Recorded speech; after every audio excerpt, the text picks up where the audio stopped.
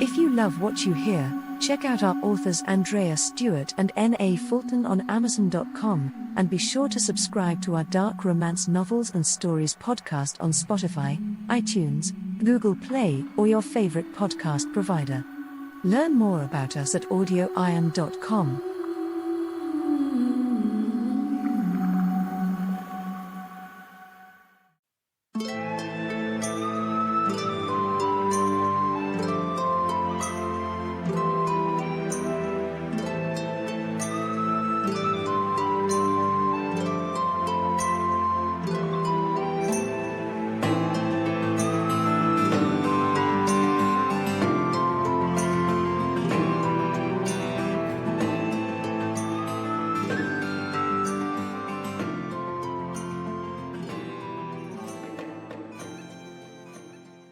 Pirate's Desire by Andreya Stuart. Chapter 5. Corwyn haunted the vast rose garden that framed Christina's townhouse in the cold pre-dawn. After a silent carriage ride with Christina and hours spent tossing and turning in a bed that seemed to be made of nails, she had welcomed the first hint of light in the sky as divine permission to escape a bitter confinement. She had thrown a cloak over her nightgown, pulled on ancient riding boots she had brought with her from the West Country, and slipped out of the house through the drawing-room door like a thief in the night. She now wished for all the world she could steal a horse from the stables and ride like the wind for home. She had no doubt that Norfolk would carry out his threat to harm Ben. He could certainly stop his departure by arranging for her brother's command to be taken away. With Ben trapped in England, Norfolk would have all the time in the world to arrange for his untimely demise. Norfolk could do this just as easily as he could arrange for the Earl of Kettering's arrest and hanging. He could destroy anyone if he so desired. Though Ben and Corwyn both enjoyed a certain income from the family estate and their parents' prudent investments, they could mount no defense at all against someone with Norfolk's resources. There was no one of any significance in London who was not related to Norfolk by blood or tied to him by time and circumstance. If Corwyn told Ben anything like the truth of her situation, he would doubtless call out Lord Norfolk. And if that duel didn't kill him, he would call out Lord Black. Either man might kill her brother. Both were quite dangerous men indeed. Corwyn had run through her few options over and over again, always returning to the same solution. She must go to the Earl of Kettering. The man would hang unless he found a way to stop Norfolk. Perhaps, if he knew of his imminent arrest, he would murder Norfolk as some said he had his uncle. Perhaps he would pull Norfolk out as any decent gentleman might. Perhaps he would flee England, returning from whence he had come. That, at least, would eliminate one of the threats facing her brother. But time was of the essence. Norfolk had promised to have Black arrested in only 3 days' time.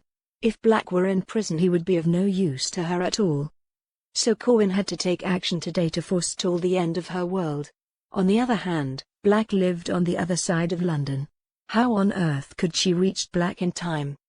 When the sun finally floated over the horizon, she came in from the garden.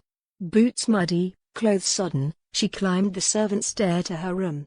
There she swiftly bathed and changed into an old grey gown she hadn't worn since her first week in the city. Christina could not have been more surprised by Corwyn's early morning demand to go shopping. The clock had barely struck 8 when the young girl had flown into her room to demand an early trip to Bond Street to buy a brand new gown. Quite happily still abed with warm chocolate and cold toast on a tray beside her, Christina was hard-pressed not to ask her little cousin if she had lost her tiny mind. The ominous grey of the morning did not bode well for the condition of the roads. Clearly rain would be falling hard and heavy by mid-afternoon. Thus this was a day to stay inside, to read, and to correspond. Christina had no desire at all to be out and about, and quite frankly after last night's contretemps at the club she was starting to doubt Corwyn had enough good sense to be allowed out of the house. Why on earth had the girl taken it into her head to wander the halls of the club? It was exactly the kind of behavior sure to excite more questions about secret assignations and the quality of her character. The weather looks quite inclement, my dear. This is a good day to stay in and stay warm. Not one that lends itself to wandering the lanes. Christina said carefully. That is why we must go now, cousin. By afternoon the streets will be swimming in mud. Corwyn argued. Which is why we should not venture out at all. Christina replied. But I have nothing to wear for the Lantry affair at the end of the week. Everything I own makes me look like a little girl. A country cousin. But I saw a dress last night. The most perfect thing. If we go now I can find the pattern and choose the cloth. It can be made for me just in time. Please, Christina. If you will not go with me then let me set out with one of the maids. I know exactly what I want to buy. Corwyn's hand wringing and pacing to and fro made Christina wonder if she were about to cry. My dear, you are being quite ridiculous, she said matter-of-factly. I cannot send you wandering the world with merely a maid. And if you and I set out on this venture I shall insist we turn back at the first drop of rain. I will not wade in a foot of mud to buy myself a gown. I surely shall not do so to buy you one. But you will take me? We can go before it rains? If you really cannot be dissuaded. Thank you so much. You cannot know how much this means. Please get up and I'll go tell the coachman we will be down within the hour. We will be back before midday. And then Corwyn rushed out the door as if the devil himself were after her. Christina stared after her feeling both extreme irritation and amusement. For the first time she was truly annoyed by her young cousin. Yet there had been moments in her own life when a new dress or a new hat had seemed the most important thing in the world. Perhaps this was just such a time for her new wild country rose. Maybe Corwyn had finally come to care what people thought of her. Corwyn found it was no mean accomplishment to pretend to look at fabric while Christina watched her every move. In the first shop, which carried lawn and linen, Christina waited near the door peering intermittently out the window as if longing to go home. She had refused to look at pattern books and dressmakers' dolls and had not wanted to discuss sleeves or lace. Desperate for an opportunity to escape, Corwyn had demanded to go to another shop, halfway down the street, that carried brightly colored silks from the Orient. There she had asked to have bolt after bolt brought until half the store's wares were piled on a table. Then she had demanded to see all the dressmakers' dolls and sketches. She chose to become one of the spoiled ninnies she had seen terrorize store owners and dressmakers 1,000 times. Eventually she manufactured such an uproar that Christina had to step in. Gathering several of the sketches she asked Corwyn a dozen questions. Eventually, with her help, Corwyn described a dress she had never seen and wasn't sure could be made. Then it was Christina who took over the onerous task of explaining the gown she said she wanted to those who owed the store. As soon as she took her eyes off Corwyn, the younger girl slipped out of the shop and walked briskly down the street. She then took the first right she could, then the next left which led her down an alley. She continued following random twists and turns until she had lost herself in this city she had come to fear so much. She hoped she looked like a lady's maid or a governess fulfilling her duties before the rain drove her home. It proved more difficult than Corwyn could ever have imagined to hail a hansom cab. While there were a dozen or more always on Bond Street, she could hardly return there to hire one. So she wandered for almost 2 hours looking for someone who could take her where she thought she needed to go. When she found herself near the Covent Garden Market, she almost wept in relief. The first 2 drivers she spoke to refused to speak to her, and the third asked her for the address. Corwyn had heard 1,000 rumors about the Earl of Kettering. More than once she'd heard he roomed within sight of the tower on Cooper's Row. When she relayed this information and the driver spat on the ground by her feet. "Get away wi' ye, lass. Get ye home afore you're caught in a gale." As if on cue, a heavy rain began to fall and lightning flashed in the sky. Coach after coach began rolling away. Only one driver, bent with age and labor, remained, mounted atop an ancient carriage in bad repair. When she approached and offered up a handful of coins he studied her with bleary eyes. Then she told him the address. After an interminable wait he nodded over his shoulder at his carriage door. Almost weeping with relief, Corwyn stepped up and inside, sat down, and let her head fall back against the cracked leather seats. As the coach rattled over the cobbles, and rain pounded on its roof, Corwyn watched the sodden, sooty city go by. This storm looked likely to last a week, and the last thing Corwyn wanted was to spend more than a moment with Black. She would leave almost as soon as she arrived. She doubted that he would make any effort to aid her in her journey home. Certainly there was no love lost between them.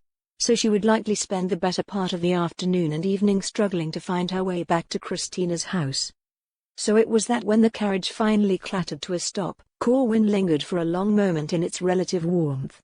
Only a hard rap on the roof moved her to action. She opened the door into the storm, stepped down into the mud, and moved forward to pay the man who had driven her here. He took the coins she offered without descending from his perch and drove off without sparing her a word or a backward glance. As Corwyn looked around, she saw that the street had a series of storefronts, most old and worn, and one newly painted. As she approached, she saw this one housed a shipping company.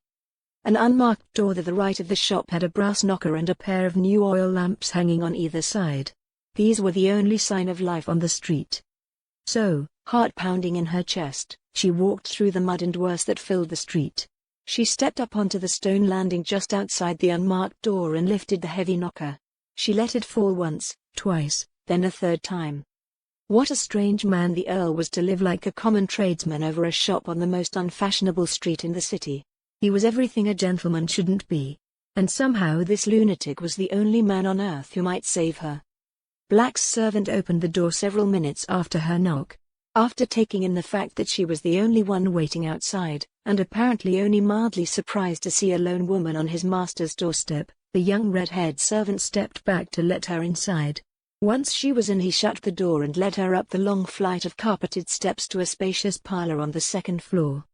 Corwyn was sure she had never seen the servant before, and yet he addressed her as Lady Chase when he offered her hot tea and fresh cakes by the fire.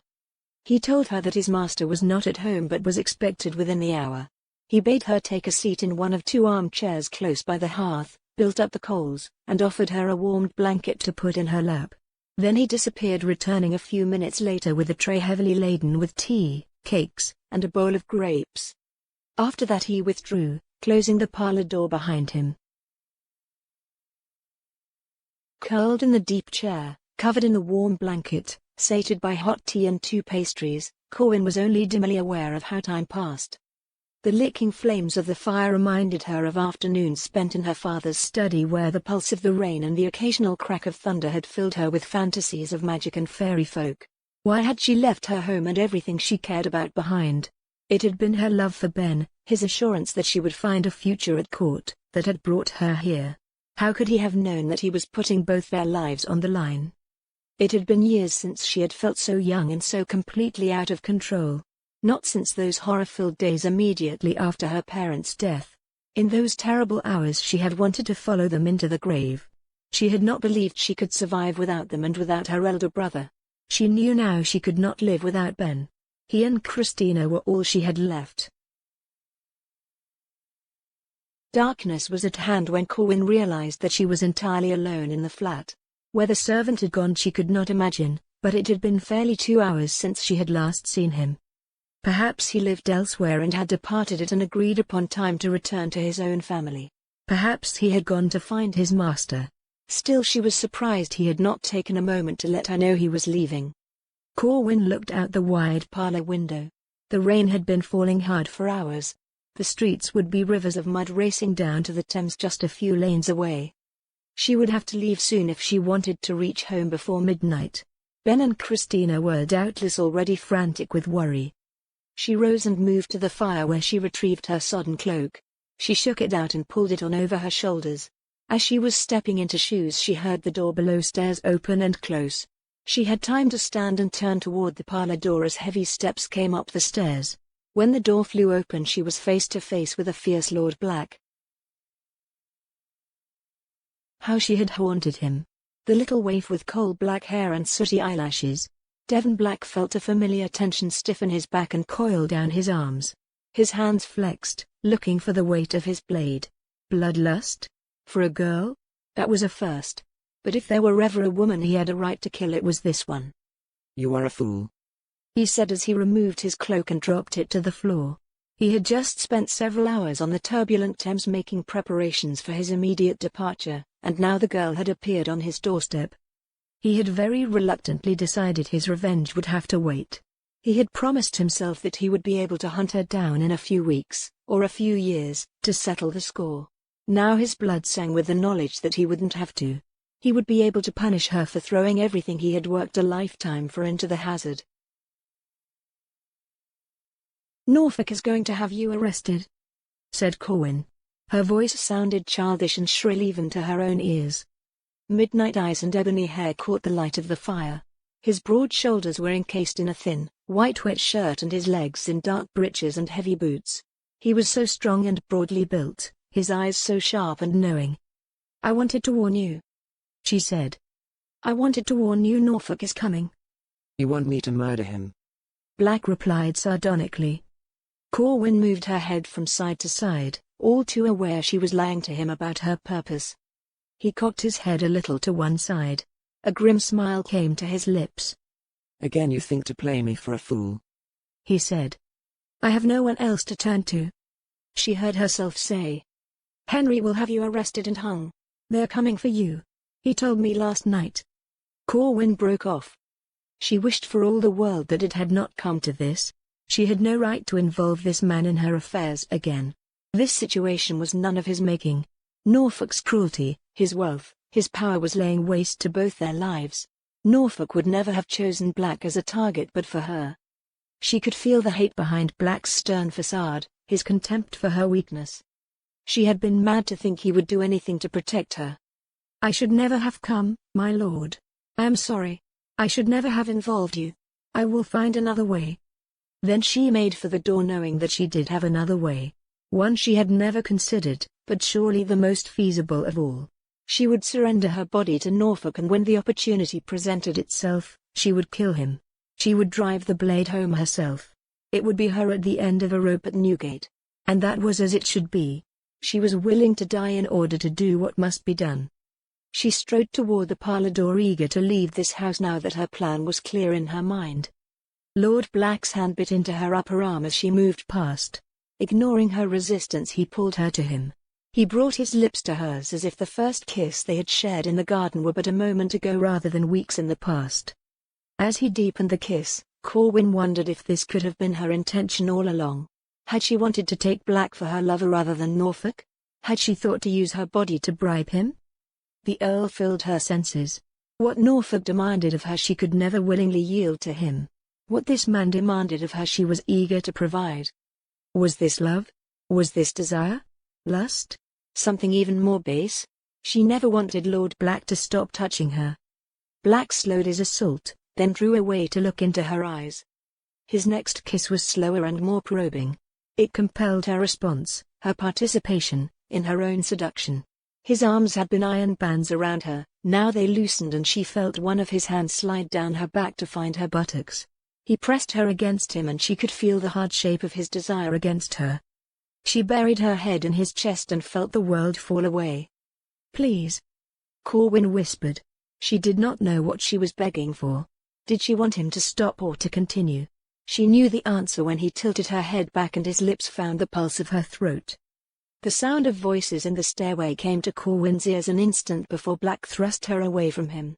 She sat down hard on the floor and then toppled onto her back, her muddy skirts flying. Then men were pouring into the room. The red-haired servant had reappeared, Corwyn noted dully. The man stood just behind Lord Norfolk, his eyes averted from her lifted skirts and stockinged legs. Only when Ben also averted his eyes did Corwyn realize how she must look displayed thus. Reflex drove her to cover herself, passion and curiosity melting into fear.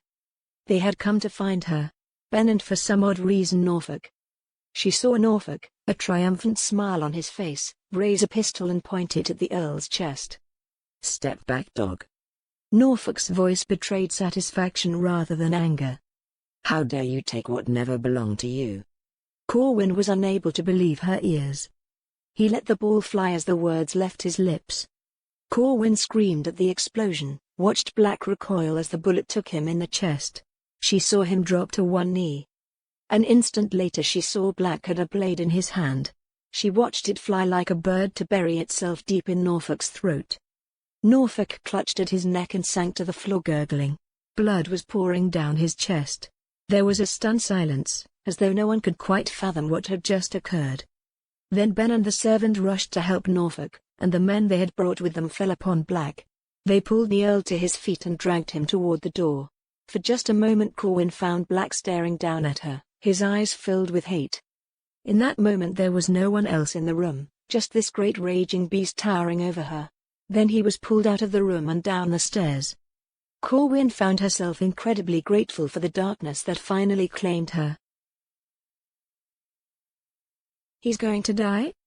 Corwyn could not believe her good fortune. What wonderful news. Try not to sound so hopeful. Christina shook her head. Norfolk is probably dead already. I am told he lost so much blood his flesh was the color of bone. You did not see him? Corwyn sat up in her bed. Christina shook her head.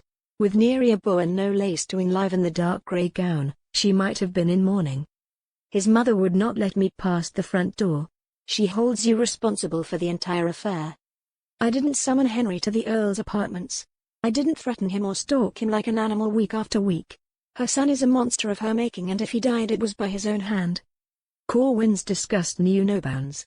She swears Henry truly loved you. Apparently he went to his uncle the Earl of Pembroke and confessed his intention to ask for your hand.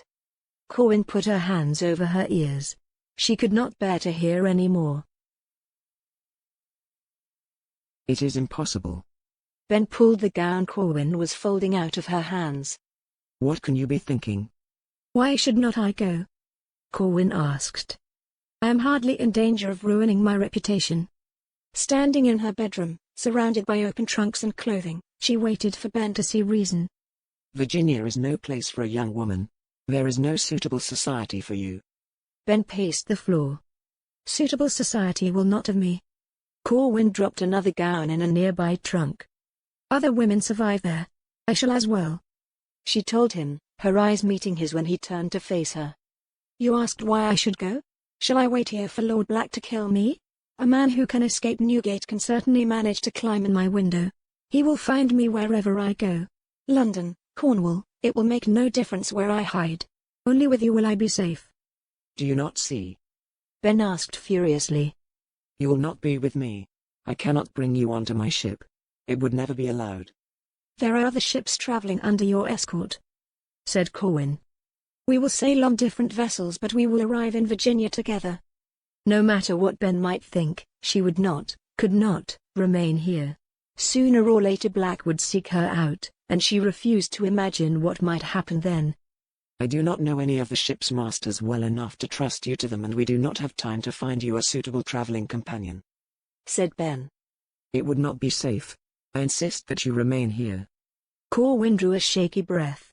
She had never disobeyed Ben in all the years since her parents' death. I too have no alternative, she said, refusing to meet his brown eyes. If you do not take me with you, I will book my own passage. Surely not. I cannot remain in England while that madman is loose. When we return from the colonies this wretched business will have been long forgotten. I can make a quiet life in the country. No one need even know that I have come home. Corwyn shook her head. Since I do not want to die, you must take me with you. Ben put an arm around Corwyn's shoulder and drew her to him as he weighed the alternatives. He knew of at least one ship, the Albatross, sailing the same day as his vessel. Though not a large ship, he assumed it would be well armed due to the cargo of gold plate it carried, and he knew the owner by name. Perhaps something might be arranged in the few days remaining. A 6-week voyage, a new continent, perhaps the idea made sense after all. It certainly seemed like madness to send his sister home unprotected given the terrible events of the last many weeks. He gave in to the inevitable. I suppose I must see what I can arrange, he said at long last.